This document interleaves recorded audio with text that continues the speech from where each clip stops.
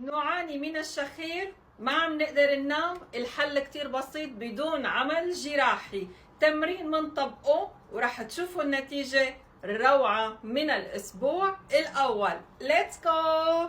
مجرى التنفس وعضلة اللسان كاملة نقدر منطبقه بأي وقت وأي عدد بدنا إياه، لكن ما يتجاوز 30 مرة في اليوم حتى ما نرهق عضلة اللسان أو نرهق العضلات اللي موجودة بمجرى التنفس.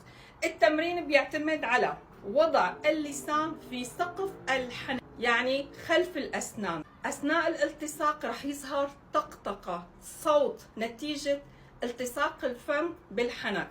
كلما زادت قوة الصوت يعني التمرين بيكون أقوى.